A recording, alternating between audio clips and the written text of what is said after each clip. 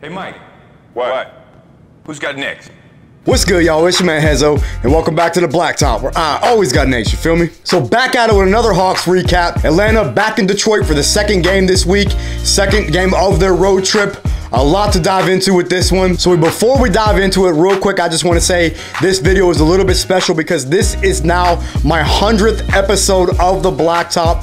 So I greatly appreciate all y'all who have rode with me to this point. I appreciate all the support. Let's keep this momentum going. Subscribe to the channel if you are new. Leave a like on this video. Help me get to my first 700 subs. We are on our way.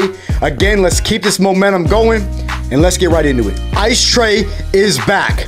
I think it's safe to say that Trey Young has found his rhythm and is really starting to get going. He had his best game of the season tonight. And really to start out, Atlanta's offense was just incredible coming out the gate. I think a 35-point first quarter. DeJounte Murray really got going in the first quarter, finished with 10 points in the first quarter overall. Looked really good offensively, hit a couple threes. But and then on the other side, that boy Cade Cunningham, man.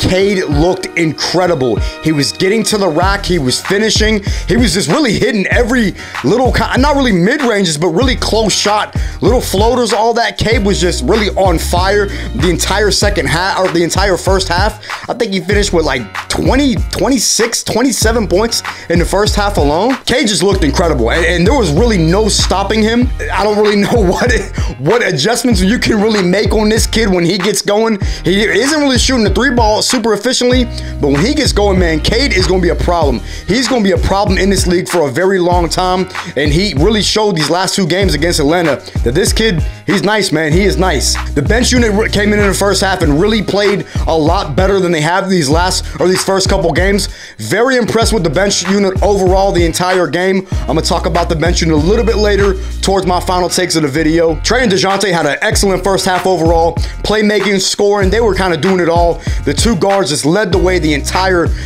game for the Hawks. I want to touch on AJ Griffin for a second. This kid comes into the game, plays 3 minutes, picked up 2 quick fouls. I get that. 2 probably bad fouls. One was on an inbound play, and then one, I think he fouled Cade. I can't remember clearly, but then he hits his first 2 shots of the game. This kid is instant offense off of the bench, and I'm going to touch on him a little bit later towards the end of the video.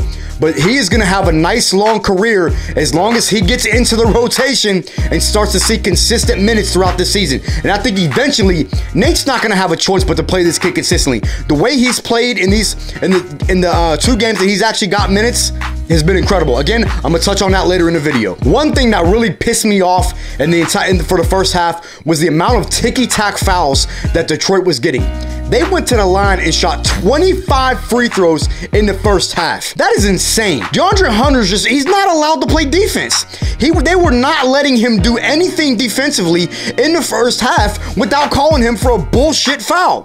And out of his 4 fouls that he had the entire game, to me, only one of them was a legit foul, and it was when he fouled Bogdanovic on that 3 because he didn't give him enough space to close to land, which has been a consistent foul call throughout the entire season and last season as well. That's the only foul that DeAndre Hunter had that it was a legit foul. He was in foul trouble the whole game because of the bullshit ticky-tack fouls that he was getting called on, and he wasn't the only one. There was a lot of ticky-tack fouls just called throughout the entire game. Like I said, it wasn't as bad. Well, it wasn't as bad in the second half, but the first half, Detroit shot 25 free throws, man. That's ridiculous. Like, what are you supposed to do defensively when you're getting called for everything? Everything's a blocking foul. When you're playing defense with your body, trying to body someone up, and it's called a blocking foul. I don't agree with that. I think it was bad officiating the entire first half. This was a tale of 2 halves. The second half, Atlanta comes out the gate the same way. Strong offense. It was actually a tie ball game going into the third quarter.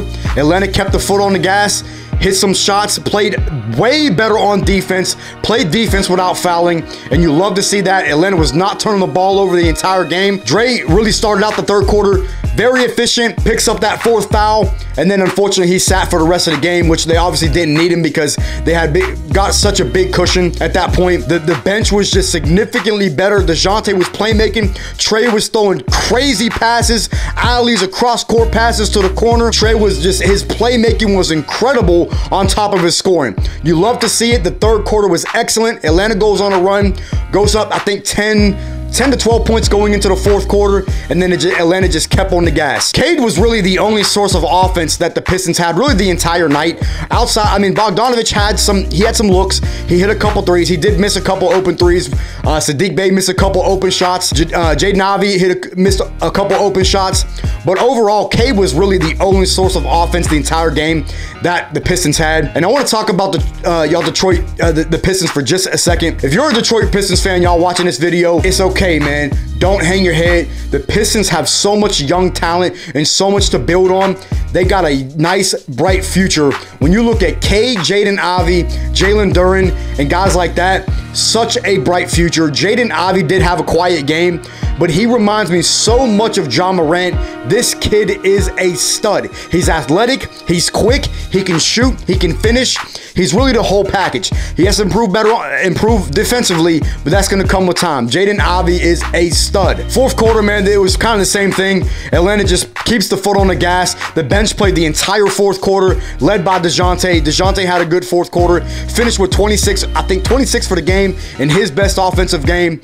And the bench, just like I said, they came to play. Aaron Holiday, great game. Double O, great game overall. Justin Holiday, just so damn disappointing, man. I don't understand it. I've said it in almost every single recap. Justin Holiday just does nothing, man. He legitimately does nothing. He's not a good defender. He's not a great shooter. I've constantly repeated myself when it comes to this kid, and I just don't understand what more Nate needs to see. He had 4 quick fouls in the minutes that he played. He missed almost every single shot that he took. I just don't get it. I just don't get it, man. It's just very disappointing to see. Overall, man, excellent game for the Hawks. Best game of the season so far to date, especially offensively. Trey got going, DeJounte got going, and this is all with JC having a relatively quiet, I mean, no, not a relatively, a very quiet night. 4 points, he only took 4 shots, but they didn't need him, man. And that's a scary thing that this Hawks team can be, that when you can win by double digits, and I know it's against a bad opponent, but it's very promising, and it's a sigh of relief to see that this Hawks team came out and just put the Pistons away in the second half. Very nice to see, especially going into a back-to-back. We got the Bucks tomorrow night. My final takeaways for this game: number one, the offense. The offense just played incredible overall. Huge difference from these last 4 games to what we saw tonight, and it was led by Trey. He had his best game of the season. He only had 1 turnover, shot 4 for 6 from 3, finished with 36 points. Now, he was still settling a little bit for those threes. He was trying to get it going. The difference was they were actually falling. So if they're falling, it's not as bad when you're taking those threes. He was still settling. I still don't love the shots, but it's good to build on. Hopefully get some momentum going into Milwaukee. The starters got the rest, pretty much the entire fourth quarter outside of DeJounte, who had his best offensive game of the season. And this was all with JC, again, only having 4 points and taking 4 shots. You win by double digits. I mentioned that earlier in the video. Takeaway number 2, the bench production. Huge difference for the bench, led by Aaron Holiday and Double O. They both played incredible. Jalen Johnson really had some moments, hit a corner 3 late in the fourth quarter. Really a great improvement for the bench outside of Justin Holiday. And that brings me into my next takeaway. Justin Holiday, man, I don't even know what more to say about this dude. I want y'all to keep this stat in mind. Over the last 3 games, he is now 4 for 18 from the field and 1 for 12 from 3. What I don't understand why he is still getting minutes over AJ Griffin. When AJ Griffin comes into the game, he finishes with 10 points tonight, 4 for 6 from the field, hits 2 threes, and now AJ Griffin, in the spot minutes that he has had, he is now 7 for 10 from the field and 4 for 6 from 3. He is more productive in a total, I think, of like 11 minutes than Justin Holiday has been through 5 games entirely. Come on, Nate, open your eyes, man. I know you don't play rookies, I get it, but this kid is instant offense off of the bench, and the Hawks' ceiling is so much higher if this kid gets minutes and you let him develop throughout the season. Let him improve on defense. Let him get into catch and shoot situations. The Hawks' ceiling would be so much higher if this kid, AJ Griffin, gets into the game with a consistent rotation. I'm gonna leave that point there. My fourth and final point, the defense. The defense played so great in the second half. It was so great to see. Playing closing out on shots. Now, granted, there was a couple shots they did leave wide open that the Pistons did miss. That's fine. It's going to happen. Defensive breakdowns happen. But overall, the defense in the second half was just locked down, especially in the fourth quarter. And that was primarily with the bench playing the entire fourth quarter with DeJounte. I'm going to pretty much leave it there, man. That is my final takeaways and recap for this game. We are now 4-1 in the biggest win of the season with double digits. Great overall game offensively and defensive second half for the Hawks. We got Milwaukee tomorrow, which is a big, huge test, but I like our chances with the starting lineup for the most part, getting a chance to rest, getting some momentum going into that game. Third game of the road trip. Y'all be on the lookout for that recap. Let me know what y'all think down in the comments. Did y'all watch this game? What did y'all think about Trey's bounce back game? DeJounte? Hawks fans, I want to hear from y'all like always. What do y'all think about our chances against Milwaukee tomorrow? Leave a like on the video, and I will catch y'all next episode.